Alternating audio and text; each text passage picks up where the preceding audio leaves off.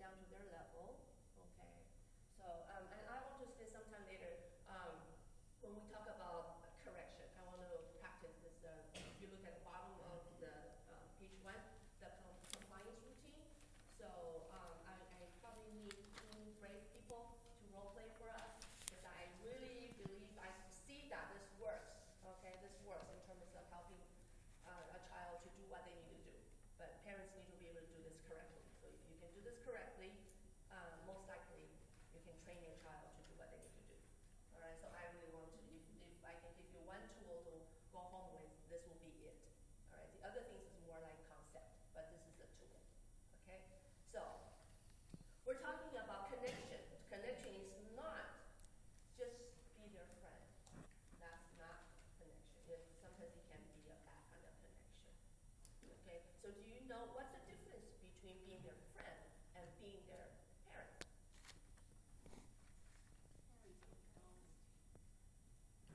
Parent is authority. Okay. What's the difference? Friend is do what they want or do and we're people. Parent is give them a guidance, a living hand. Okay. What else? Difference between be their friend, be their parent. You need to be a parent first, and then you be their friend. But if you start from being their friend, you end up with not a friend and not a parent.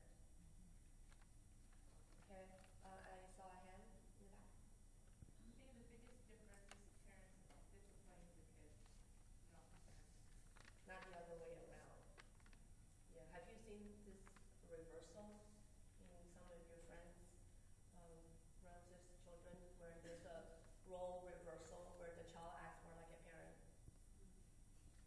and the parent acts like a child? You know, how do you think the child feels when that happens?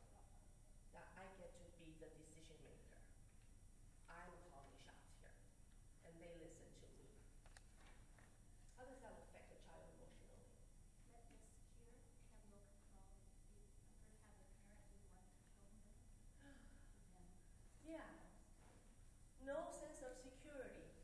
I need this adult to be an adult for me, to be there for me, to be strong for me, to be that wall I can lean on. But if you become a child, the moment the child leans on, you crumble. And the child goes like, whoa, scary world. Okay, who can hold me? Who can contain me? Who can teach me? Who can protect me if I cannot lean on them? The moment I lean on, push, they fall. Okay, so it creates a lot of sense of insecurity. And then you know what? Anger. Can't you be a parent for me? I don't want to be a parent, even though they cannot express this using their language. Okay, but emotion, there's a lot of resentment. Like, mom, be a mom. Okay, the saddest case I saw in this reversal is one of the assessments I did for a 16-year-old girl. Okay, in the beginning, everybody thought that she had all kinds of this problem, but after talking to the parents, talking to her and her therapist, I began to put the pieces together, and what I see is this. She was growing up. Mom is a full-time mom, tailored to all of her needs. As she grows up, her life gets more complicated. She has more needs and wants. Okay, so she would say, Mom, I need this, I want that. Mom wants to be friends with her. Mom does not want to lose her as a friend because Dad's not there. Okay, so mom has no friend because she focuses all her energy and time on this child. She somehow believes that, oh, I need to be her friend, so I don't want to lose her. So what do I do when my friend makes a demand? I try not to get her upset. So I try to give her what she wants. Okay, so throughout the years, the child grows up. It's like a little tree. It grows and grows and grows and grows. It starts to have disease, and it grows like out of shape, and it's like invading into your garden. You're going like, oh, but I don't want to trim it. It might hurt.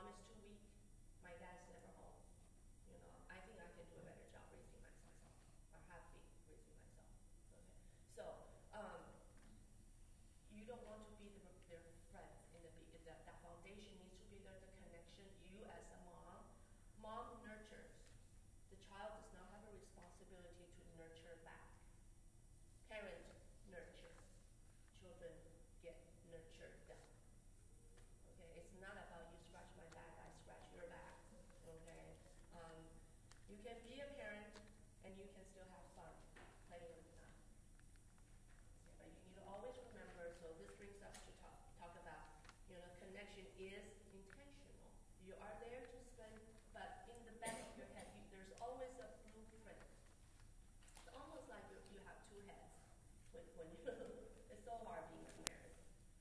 You need to imagine having two heads.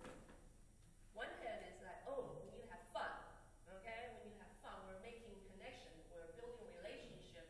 I am creating memory. I'm creating a memory for my child so when they grow up, they look back, they have these memories.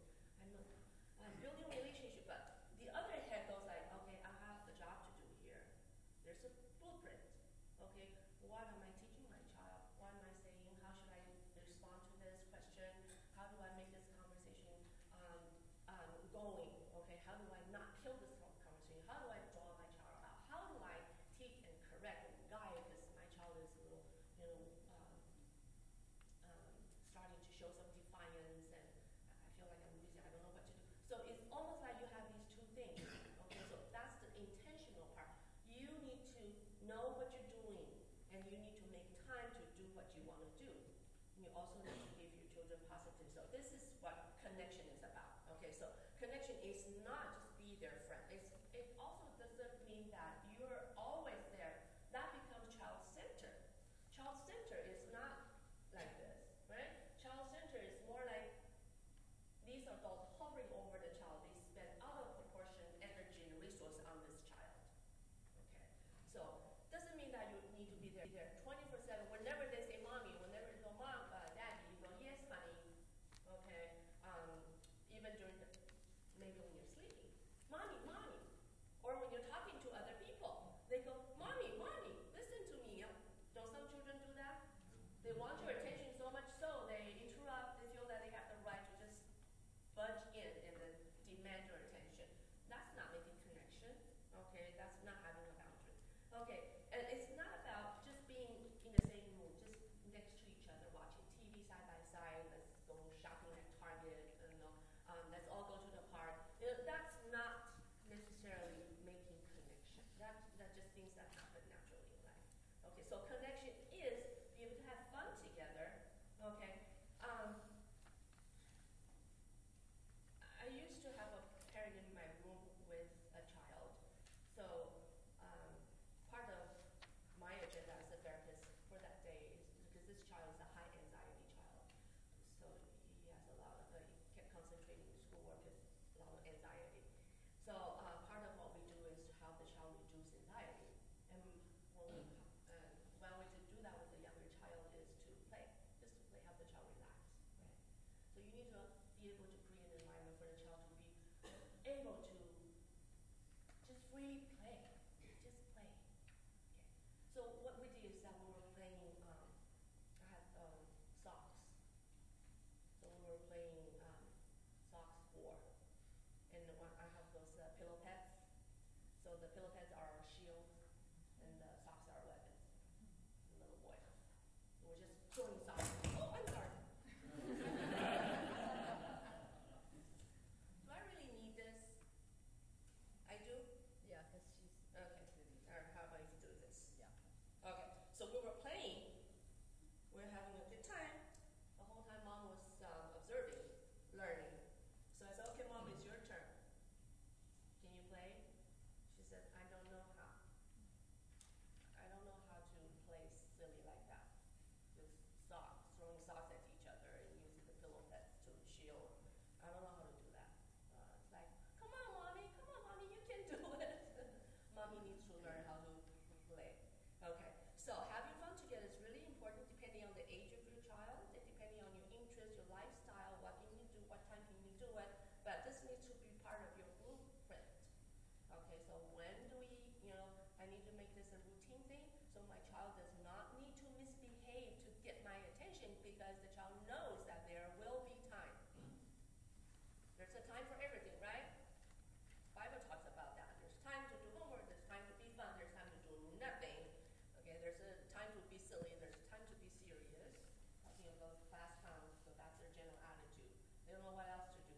Okay, maybe they want attention. Maybe they just need to let the emotions out so they goof around. They become a goofball. They can't do anything serious. And they grow up to be that kind of guy who jokes about anything. And when you get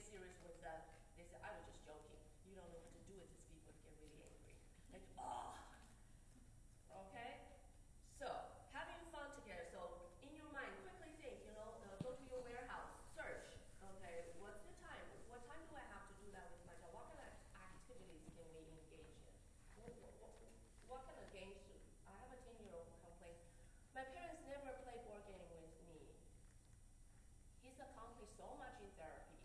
And he said, all I want is Monopoly. They don't want to play Monopoly. Mom says, I don't know how to play Monopoly. Dad says that's a lot of money. So he says, because my parents don't have money, baby, what do we do? Okay, so he takes on the responsibility, like, I'm not even going to ask because I know they don't have money. Really? Okay, so be able to be intentional about when to do what, but this needs to be in your blueprint. Question? Mm. You talk about playtime with the kids and being able to help them, relax and everything. Connection. But what if you have a child that all he wants to do is play video games? We're talking about video games. I'm really hoping to get to that. Okay. Yeah, because it's so prevalent. It's like you turn around everywhere, you see children. It's amazing at AACCS, our clinic, in the waiting room. Sometimes we have premarital counseling, in pre-engagement counseling, sometimes couple counseling, family counseling. We have a waiting room. When we go out to greet our clients, you see everybody. And what's even more amazing is, as therapists, sometimes we go to trainings, we go to conference, I went to this training for maybe just a group of 10 of us. So there's time for restroom break. So we go, and I come back from my restroom break. All of the therapists were doing this. I was like, oh my gosh, what has this world become? We would rather spend a long time with our little device than talk to our next door neighbor. Okay, and do you know why? It's so much, which is harder to do? Talk to a real person or play a game? It's obvious, right? Talking to a person is so much harder. Have you found yourself sometimes you would rather text than call?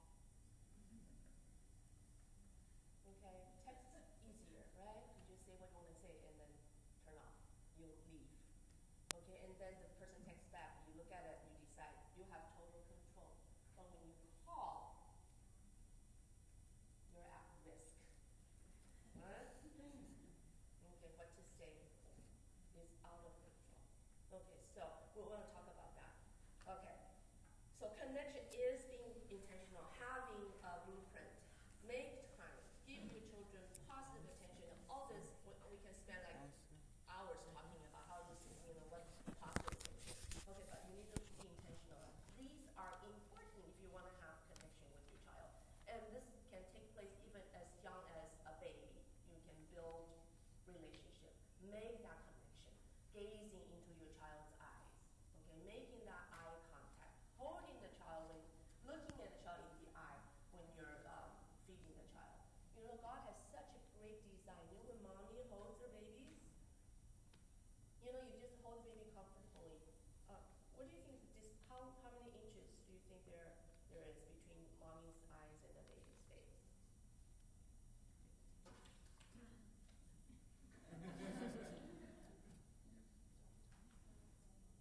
12? That's the optimal distance for a baby to see clearly. Farther away, the baby's eyes, visions have not developed maturely to see. Too close, they cannot focus. So this is ideal distance. Okay, so don't forget simple things, small things like making eye contact. A lot of times parents say that they don't listen to me because they're running around. When you say, Johnny, go take a shower, they're running around. Okay, you want to get their attention, so we're going to practice that later. You think it's easy, but we tend to forget these little things. Okay, we focus on what feels urgent. Come on, go take a shower. Time to go to bed. Pick up your toy. It feels urgent. What's more important? Making that connection, get that eye contact. That's more important because that builds relationship. But oftentimes we focus on what feels urgent.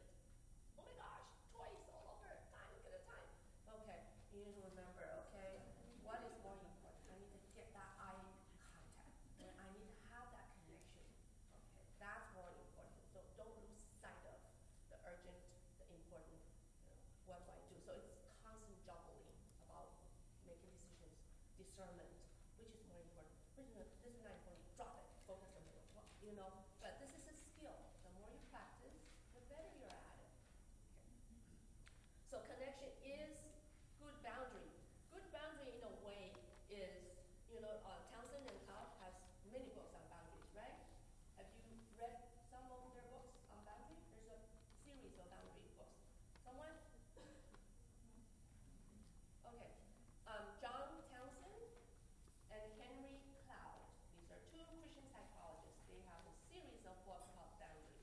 They have boundaries, the original boundary, and then a boundary with teenagers, boundary in dating, boundary with marriage. So there are boundary books.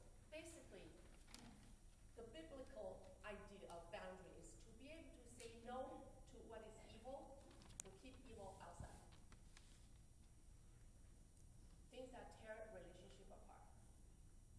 Things that make you less able to love people and love God. Okay? Say no to keep those things out. Say yes to blessing. What is good, we can invite into our lives, into our own life. So basically, a boundary needs to be fluid. Okay? It's not rigid. It's not to reject people. Okay? It's not to turn our heart into stone. That I don't feel for anything. I just say no to everything. I don't care. It's not. Okay? It's fluid. I can open, allow the blessings and good things to come in. I can say no to keep evil outside. Okay? But good boundary. Now, let's talk a little bit about when you have other people on your parenting team.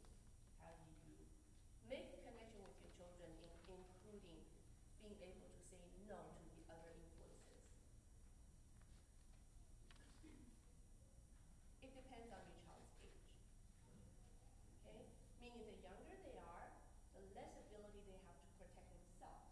So we need to protect them. For example, grandma. I'm a grandma, so I feel okay to talk about grandma. Grandma comes, grandma gives candy. Grandma always cooks good food, sometimes healthy, sometimes grandma doesn't have time. Grandma says, here, candy for you. Okay, and you go, no, no, no, no, no. Grandma said, oh, no, it's okay, he likes it. See, he likes it. Grandma wants to be little Johnny's friend. Grandma is not there to parent, so having a good relationship is really important. Okay, so yeah, candy. If a child's younger, you need to set that boundary. So it becomes, what do I do? What do I say? I don't want to hurt grandma's feeling. I don't want to offend grandma. I don't want to make grandma angry, especially if it's the other grandma. Okay. Now, if you really want to know what to say, how to confront situations like this, I recommend you to read, and again, Cloud and Townsend's book, Face to Face. It's about difficult situations. I need to set a boundary, but I don't know what to say. Some things I have tried in the past, and I have parents say that they have great success with that. So just throw out this idea. Say something like, Grandma, I know this is the long version. Okay, I know you really love Johnny. You want to have a good relation. I appreciate that. Johnny loves Grandma because you always have good stuff for Johnny. But the dentist says. Okay, or Grandma, you must love Johnny a lot. You know what? Johnny recently is very big on stickers. Maybe next time, stickers instead of candy. Okay, so this is also a principle when you parent, when you discipline your child. When you say no, you also want to give your child a yes. For example, don't run. It's dangerous to run around the swimming pool. Don't run, don't run, don't run, don't run. What's the yes? Do not run, but do what? Do walk, right?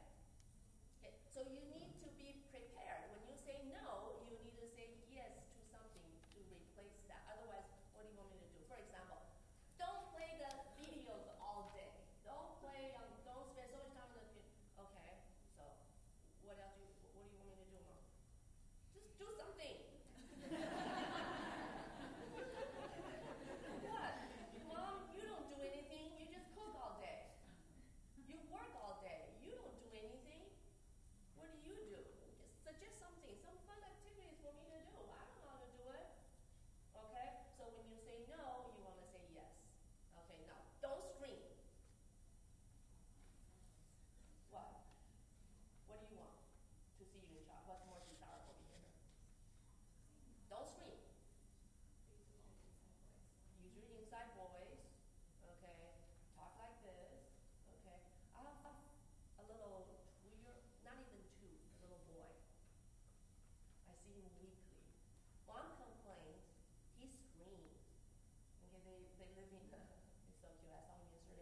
live in a drug abuse treatment facility, so there's a gate, okay? And in order for anyone to get inside, in and out of that facility, someone needs to get the gate for them. Okay, and so these women do this. Gate! Okay, so the child was like, that's, okay, I saw him do that yesterday. He saw the gate open, close, he's like, gate! And the mom screams too, like, don't do that, stop it! And okay, so we talk about, okay, so he's not even 2. Where did he learn to talk like that? Let's look around. Who's that person who's so loud in the room? Mom said, I'm guilty of that.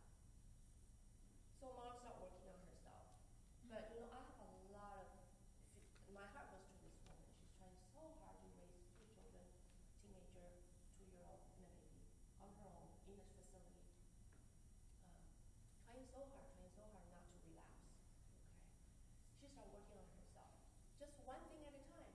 Okay, she wants to be able to talk normal tone to her child, to her children, and then within 2 weeks, how's little Johnny doing? So much better. He doesn't yell anymore. And then how about you, Mom? I catch myself all the time, so I start to practice talking in a low voice, like, slow down, okay, don't yell. Okay. So you need to have good boundary, and you need to set that boundary for your child. Okay, grandma do. And then when your child is older, they have the ability to protect themselves. This is something you also need to teach. That should be in your blueprint. I want to prepare my children to enter this world so they know how to protect themselves. You will not be there to watch them. They will eventually go to college. They will move away, farther and farther away from you. So how do you keep them safe? You need to tell them, okay, grandma is like this.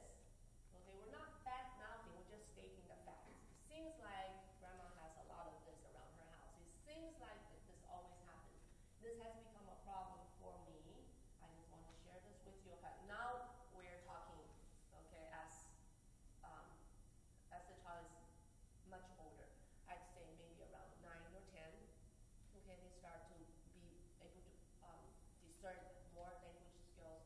Socially, they're more skillful, so you talk to them. When we go to grandma, then we want everybody to have a good time. So, and then you guys, mommy has, we agree that at home that we have already established kind of a healthy lifestyle, healthy way to eat. So, when we go to grandma, just relax, just relax. But I want you to know, in our house, this is how it is. Okay, by that time, you also feel, you should be able to feel that you can relax because the important lessons you have already laid the foundation, you have already taught them. You have already taught them right from wrong. They already know. They are thinking like you. They behave like you. They talk like you. They socialize like you. They have similar values. So you can start to relax a little bit. Do you want that? As a child grows, you kind of sit back and relax more and more and more.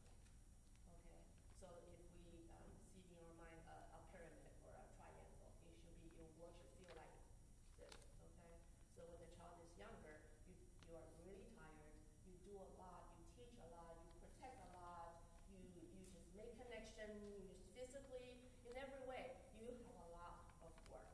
Okay, as they grow, you're teaching them. Each lesson is learned securely. Relationship is there. Good habits are formed. As they get older, like 2nd grade, 3rd grade, you start to feel enjoy this child more. They know how to go to bed when the time comes. They know how to do homework without you telling them. They know how to pick good friends. And when they go to middle school, high school, you really enjoy them. Let them be friends. Really talking about things, about life, about dating, about life in general, about what it's like to be a Christian, about having a relationship with Jesus. Yeah. Okay.